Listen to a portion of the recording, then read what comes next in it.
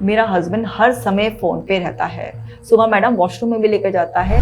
भीख मांगने वाले के पास भी हाथ में आपको ना सिग्नल पे कई बार फ़ोन दिख जाएंगे, स्मार्टफ़ोन। मेरी नज़र लेकिन उसके दूसरे हाथ पर पड़ी जिसमें बड़ा फ़ोन था और मैं बहुत एकदम शॉक्ड हो गई। वॉशरूम में फ़ोन, किचन में फ़ोन, अगर 2 मिनट का भी कहीं पर वेटिंग है तो वहाँ पर भी फ़ोन, और फ़ोन में कुछ क्वालिटी काम नहीं करना है। इंस्टाग्राम पर बस रील्स को स्क्रॉल करें माइंडलेसली। ऐसा लगने लगा है कि स्मार्टफोन की लत डिवोर्स तक करवा सकती है। समय ऐसा है कि अगर अब हम नहीं जागे या हमने अपनी हैबिट्स को चेंज नहीं किया तो बहुत बड़ा नुकसान होने वाला है। अब हमें ऐसा लगने लगा है कि रील्स की एडिक्शन हमारे रिश्ते तोड़वा सकती है। हमें ऐसा लगने लगा है कि स्मार्टफोन की लत डिवोर्स तक करवा सकती है। ये मामला, ये बात अब वहां तक पहुंच चुकी है। क्या आपका एक्सपीरियंस भी ये कहता है कि स्मार्टफोन और रील्स की लत ने हमें यहां तक बिगाड़ दिया है कि अब हम अपने रिश्तों को भी वैल्यू नहीं कर पा रहे हैं? और ये समय ऐसा है कि अगर अब हम नहीं जागे या हमने अपनी हैबिट्स को चेंज नहीं किया तो बहुत बड़ा नुकसान होने वाला है। नुकसान ऑलरेडी हो रहा है। मेरे पास ऐसे आजकल बहुत केसेस आ रहे हैं जिसमें कि किसी भी एक पार्टनर की मेजरली ये कंप्लेन रहती है कि हर समय फ़ोन, हर समय फ़ोन, हर समय फ़ोन, वॉशरूम में फ़ोन, किचन में फ़ोन, अगर 2 मिनट का भी कहीं पर वेटिंग है तो वहाँ पर भी फ़ोन, और फ़ोन में कुछ क्वालिटी काम नहीं करना है। इंस्टाग्राम पर बस रील्स को स्क्रॉल करें माइंडलेसली। अपने पर्सन से ज़्यादा दूसरे को इम्पोर्टेंस दी जा रही है। और आप देखिए कि स्मार्टफोन हर हाथ में है। अगर आप एक रिक्शा वाले के पास भी देखें तो उसके पास भी स्मार्टफोन है। और मैं आपको एक बहुत ही शॉकिंग बात बताऊं, मैं एक दिन मार्केट में थी, एक पीछे से लड़की मेरा ड्रेस खींच रही है कि दीदी सुनो, दीदी सुनो, इस तरीके से। मैंने कहा हाँ बेटा क्या है? तो मैंने लगी पैसे दे दो। तो मैंने कहा चलो देती हूँ। बेटा क्या करते हो? ऐसे एक मैंने पूछा। तो कुछ नहीं, मैं तो यही काम करती हूँ। मैंने कहा अच्छा बेटा आप क्या करोगे पैसे का? कहीं कुछ नहीं, घर लेकर जाऊंगी। तो फिर मैंने उस बच्चे को 50 रुपीज़ का चेंज था, मैंने दे दिए बच्चे को।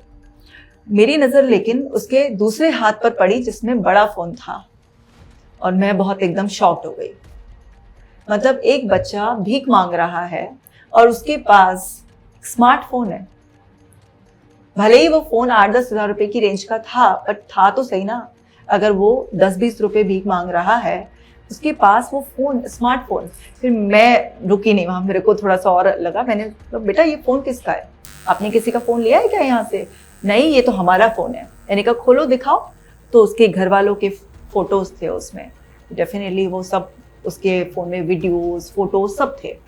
तो जिससे ये प्रूफ हो रहा था कि हाँ ये फ़ोन उसी का है, उसने आजू बाजू भी किसी का निकाला नहीं है फ़ोन। अब आप एक बात बताइए कि भीख मांगने वाले के पास भी हाथ में आपको ना सिग्नल पे कई बार फ़ोन दिख जाएंगे, स्मार्टफोन, और कहने को वो भीख मांग रहे हैं। तो वो देख के ना मुझे इतना शौक लगा कि यार ये हो गया स्मार्टफोन। और इतने केसेस आते हैं जिसमें कि एक वाइफ ने मुझे बोला कि मेरा हस्बैंड हर समय फ़ोन पे रहता है। सुबह मैडम वॉशरूम में भी लेकर जाता है, 40-45 मिनट वॉशरूम में लगा कर आता है। सबसे कॉमन प्रॉब्लम, सबसे है ना कॉमन प्रॉब्लम, वॉशरूम में लेकर जाता है और 40-45 मिनट। कि ऐसा नहीं है कि इनका पेट खराब है, लेकिन ये अंदर जाते हैं और बस फोन पे लगे रहते हैं, रील्स देखते हैं, पता चलता है। तो मैंने ना घड़ी लगा दिया है वॉशरूम में ताकि इनको टाइम का थोड़ा सा वो रहे और आए। लेकिन उससे प्रॉब्लम सॉल्व नहीं हुई हमारी, क्योंकि ये घर आते हैं, खाना खाते खाते भी इनका मोबाइल चालू रहता है, उसके बावजूद भी टीवी चल रहा होता है सामने और हाथ में मोबाइल चल रहा होता है। समझ में नहीं आ रहा होता है कि ये मोबाइल में है या टीवी में है या मैं बराबर में बैठी हूँ मेरे साथ है। मैं इतना कंफ्यूजन में हूँ। और अगर कुछ कहो तो लड़ने के लिए आते हैं, बोलते हैं और क्या करूं, क्या बात करूं तुम्हारे से, रोज रोज एक ही बात, टाइम नहीं देते, टाइम नहीं देते, टाइम नहीं देते। अब वो इतना ज़्यादा परेशान हो गई है, उसको ऐसा लग रहा है कि अगर इस आदमी की ज़िंदगी में मेरी कोई वैल्यू नहीं है, हम साथ में क्यों रह रहे हैं। तो उसने 1-2 बार अपने हस्बैंड से बोला कि अगर मेरी कोई कदर ही नहीं है तो डाइवोर्स ले लेते हैं। तो वो फोन की बात डिवोर्स तक पहुंची, डिवोर्स तक पहुंच गई। तो जिस चीज का मैं जिक्र कर रहा था कि ये इस हद तक खराब हो चुका है मामला अब कि आपका रिश्ता टूट जाएगा फोन की वजह से। अभी इसके आगे की बात सुनिए कि उसने डर के मारे हस्बैंड ने जैसी वाइफ आए तो फोन साइड में रखते हैं, लेकिन जैसी 5 मिनट बात हो उसे लगा मैंने 5 मिनट दे दिया है, फिर उसका फोन पे हाथ चला जाए, क्योंकि वो प्रोग्राम हो चुका है, उसके दिमाग में ऑटोमेटिकली आ रहा है, उसकी बॉडी में वो रिस्पॉन्स आ रहा है और उसका हाथ जा रहा है और फिर वो उठाकर फोन चला ले। फिर जैसे देखिए कि वाइफ ने टेढ़ी आंख से देखा फिर फोन रख दे। ये जब इनके बीच में बार बार चलता रहा तो एक दिन वाइफ बहुत ज़्यादा ब्लास्ट हो गई और वो अपने मायके चली गई। और उसने बोला मैं तब तक नहीं आऊँगी जब तक इस बात का कोई परमानेंट सोल्यूशन नहीं निकलेगा। यहाँ तक बात बढ़ गई। अब हम बात कर रहे हैं आज के टीनेजर्स बच्चों की, जेनजीज के बारे में। मेरे घर में भी है एक डॉटर मेरी। हमने क्या किया, उसको डिसिप्लिन करने के लिए एक फैमिली टाइम डिसाइड किया और उसके अंदर आज के एनवायरनमेंट को देखते हुए उसका गोल हमने इस तरीके से सेट करा दिया, उसको एक हायर पर्पस दे दिया, जिसकी वजह से उसका फ़ोन का यूजेस है, लेकिन वो क्या करती है, अपना कोई प्रोजेक्ट बनाना होता है उसे, तो उसकी इन्फॉर्मेशन को सर्च करने के लिए, या ग्रुप में कोई आपस में बच्चे जो ग्रुप बना के कुछ प्रोजेक्ट पे काम कर रहे होते हैं, तो उसमें अगर उसे कोई इन्फॉर्मेशन अपडेट करनी है, लिमिटेड फ़ोन यूज़ करती है वो।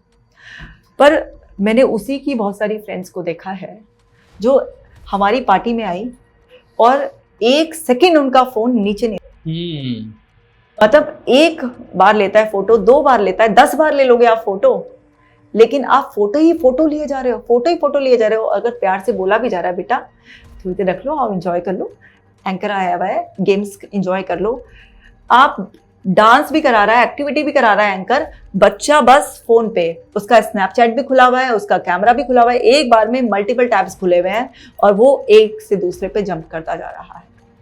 और जब मुझे ऐसा लगा तो मैंने कहा एक गेम खेल रहे जिसमें सबको फ़ोन डिपॉजिट करने हैं। आप ये देखिए मैंने 15 मिनट फ़ोन क्या ले लिया, वो पार्टी में मातम जैसा जैसे हो गया ना कि फ़ोन क्या ले लिया, आंटी ने क्या कर दिया, कि ऐसे कि मेरी डॉटर बोलती मम्मा ऐसे हमारी पार्टी में कोई नहीं आएगा। मम्मा ये क्या कर रहे हो आप? मैंने कहा बेटा मैं तो सबको एंजॉय कराना चाह रही हूँ। मम्मा सबकी टेबल पे फ़ोन रखवा दो, आप देखना सब ऐसे कर रहे हैं, आंटी ने फ़ोन ले लिया, आंटी ने फ़ोन ले लिया। आप देखिए मैंने 15 मिनट में फ़ोन वापस करने पड़े। मैंने कहा छोड़ो जो तुम्हें करना है करो। अब क्योंकि आप एक साइकोलॉजिस्ट भी हैं, इसलिए हम सिर्फ प्रॉब्लम डिस्कस नहीं करेंगे, हम सोल्यूशन भी डिस्कस करेंगे। हमने कई लोगों से कंप्लेंट सुनी है कि कई हमारे फ्रेंड्स हैं, रिलेटिव्स हैं, इवन हमारा ऐसा पार्टनर जो हमें कम मिल पाता है, हम उनसे मिलने के लिए बहुत दिनों से प्लानिंग करते हैं। जब वो हमसे मिलते हैं हम उनसे 10 मिनट बात करते हैं और फिर फ़ोन में लग जाते हैं। हम चाहते हैं उनसे बात करना, लेकिन क्योंकि हमारी सबकॉन्शियस प्रोग्रामिंग ऐसी हो गई है कि हम 10 मिनट भी किसी से बात करते हैं उसके बाद अपने आप फ़ोन पकड़ लेते हैं, फ़ोन में कुछ देखने लग जाते हैं और भूल ही जाते हैं कि जिस शख्स के सामने हम बैठे हैं उससे मिलने के लिए हम कई हफ्तों से या कई दिनों से प्लानिंग कर रहे थे और फाइनली वो टाइम आया है जब हम इससे मिल पा रहे हैं। उसके बाद तो ये हमारे दिमाग पर कैसा कब्जा हो गया है और इस कब्जे को अगर हटाना है तो क्या करना होगा? देखिए ये सब ना एक प्रोग्रामिंग इफेक्ट है, क्योंकि आपने अपने फ़ोन को इतनी बार माइंडलेसली बिना किसी पर्पस के यूज़ किया है और आप जो भी एक्शंस बार बार रिपीट करते हैं उसके पैटर्न्स और स्ट्रॉन्ग होते रहते हैं और फिर कॉन्शियस माइंड के हाथ से बात निकल जाती है और सबकॉन्शियस लेवल पर वो ऑटोमेटिक होने लगता है, क्योंकि सबकॉन्शियस लेवल पर हर प्रोग्राम ऑटोमेटिकली रिपीट होता है। अब आपने कहा कि मैं एक फ्रेंड से मिलना चाह रही थी, बहुत टाइम के बाद फिक्स हुआ कि हम मिलेंगे, 10 मिनट तो एक चार्म मेंटेन रहा, लेकिन उसके बाद मेरे को सबकॉन्शियस लेवल पर एक एंग्जाइटी, कुछ fear of missing out feel होने लगा, क्योंकि ये तो मेरे सामने बैठी है, इससे बातचीत हो गई है, ठीक है ये तो है, लेकिन जो नहीं है, सोशल मीडिया पे दुनिया इतनी आगे बढ़ गई है, मैं इन्फॉर्म नहीं हूँ, मिस हो गया कुछ। वो अंदर जो सबकॉन्शियस लेवल पर एंग्जाइटी है वो आपका ब्रेन आपकी बॉडी को सिग्नल देता है और आप माइंडलेसली अपने फोन को फिर टच करने लग जाते हो और फिर से आप कुछ नहीं, चाहे 1 मिनट में ही फोन रख दो, आपने देखा कुछ अपडेट तो नहीं है और आपने फिर फोन रख दिया। या कई बार सामने वाला बोल रहा है और वो बोल रहा है और आप मतलब आप उसको भी इल्यूजन दे रहे हो कि मैं तुम्हारी बात सुन रहा हूँ, लेकिन आपकी अटेंशन बहुत डिवाइडेड है उस टाइम पर और फिर आप उसमें से इंपॉर्टेंट बातें मिस करोगे। सामने वाले को अनहर्ड फील होगा, उसको लगेगा कि उसकी प्रेजेंस कोई मायने नहीं रखती है, लॉन्ग टर्म में आपकी रिलेशनशिप खराब हो जाएगी, क्योंकि सब बहुत समझदार हैं, उन्हें समझ में आ रहा है कि आप उन्हें टाइम दे रहे हो, उन्हें जो अटेंशन मिलनी चाहिए, जो चार्म फील होना चाहिए वो नहीं फील हो रहा है, मिसिंग है। तो आज हम ना हर हैप्पी हार्मोन को कनेक्शन भी हमें ना इन प्रेजेंस नहीं कि हम किसी इंपॉर्टेंट इंसान के साथ बैठे हैं, हमारा कोई लव्ड वन से फ्रेंड है तो उसे हंसे बोलें या जेंटल टच करें या हक करें और इससे ऑक्सीटोसिन लें जो कि हेल्दी ऑक्सीटोसिन है।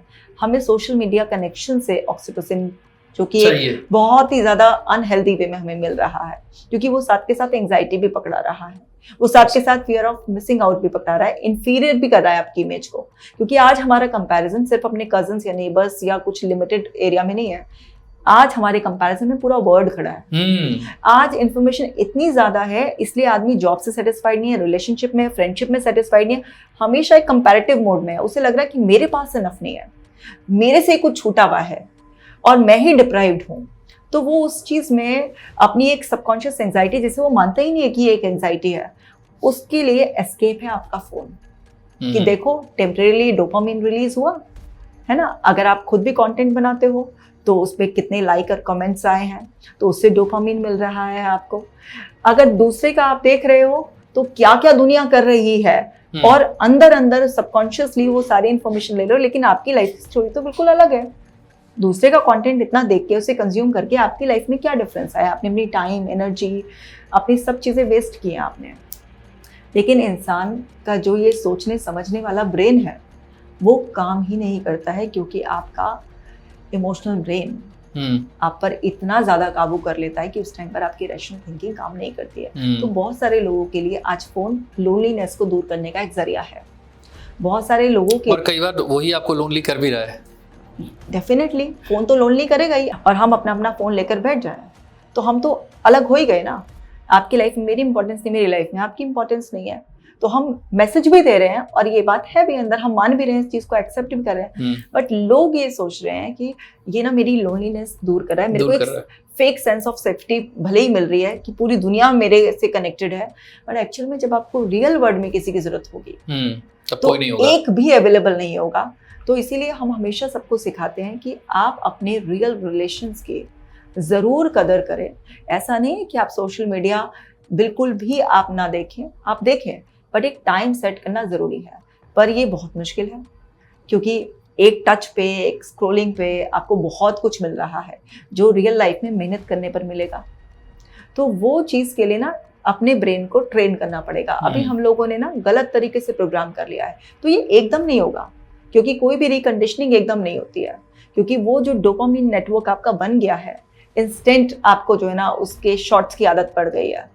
तो उसके लिए आपको जब रीसेट करना है तो उसे अनहेल्दी जो आपने स्टोर कर रखा है उसे फ्लश आउट करना पड़ेगा, उसके लिए मूवमेंट करना पड़ेगा। लेकिन फ़ोन के साथ आप चिपक जाओ, 2 घंटे कैसे निकल गए पता भी नहीं चलेगा। तो मूवमेंट तो कुछ भी नहीं है किसी भी तरीके से, क्योंकि मूवमेंट से रियल डोपामिन रिलीज होता है।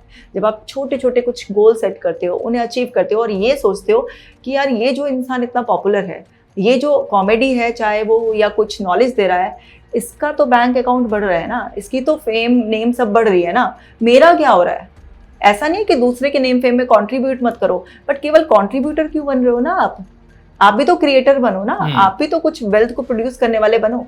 तो वो सोच लिया जाए कि मैंने आइडिया लेने के लिए देखा था और अब मुझे क्या करना है। अपने साथ बैठो, छोटे छोटे से गोल बनाओ, उन्हें जब आप अचीव करोगे, वो जो डोपामिन आपके अंदर रिलीज होगा वो आपको फर्दर कॉन्फिडेंस देगा, एक मोटिवेशन देगा आपके अंदर, और धीरे धीरे धीरे धीरे आपके अंदर की जो इंफीरियरिटी थी, जो आपके अंदर का खालीपन था, वो भरना शुरू हो जाएगा। और जब आप अंदर से भर जाओगे, अंदर से आपकी रियल वर्थ होगी, आप सोशल मीडिया पे कभी टाइम वेस्ट नहीं करोगे। सोशल मीडिया पे केवल वो आदमी टाइम वेस्ट करता है जो अंदर से छोटा है, जिसकी सेल्फ इमेज बहुत छोटी है। आप देखिए कितने मिलेनियर्स बिलियनियर्स हैं, कौन सोशल मीडिया पे टाइम वेस्ट करता है? कभी आपने किसी के इंटरव्यू में सुना है कि हाँ मैं सोशल मीडिया 4 घंटे चलाता हूँ? उनकी तो टीम, अगर वो कहीं होते भी हैं इंटरव्यू में या कहीं है, तो उनको दूसरे लोग मैनेज करते हैं, दूसरे लोग उनको अपलोड करते हैं, लेकिन वो खुद नहीं देखते हैं। खुद इतना टाइम इस पर वेस्ट नहीं करते, लगाएंगे इसमें टाइम। अगर थोड़ा बहुत अपडेट लेते भी हैं तो कुछ मिनटों का होता है उनके लिए, लेकिन वो डिसिप्लिन में रहते हैं। जो खाली आदमी होगा वो सबसे ज्यादा सोशल मीडिया पे होगा, या जिसकी लाइफ में कुछ प्रॉब्लम है और वो एक्सेप्ट नहीं कर रहा है, तो वो एज एन एस्केप यूज कर रहा है सोशल मीडिया का बहुत ज्यादा। या जिसका बिजनेस चल रहा है वो कर रहा है, हाँ। कोई क्रिएटर ही है, उसको तो भाई क्रिएटर तो फिर कुछ ना कुछ उसमें से कमा रहा है, कुछ बना रहा है, उसका तो कुछ बना, लेकिन जो लोग सिर्फ देख रहे हैं उनका टाइम वेस्ट हो रहा है, उनका टाइम वेस्ट हो रहा है।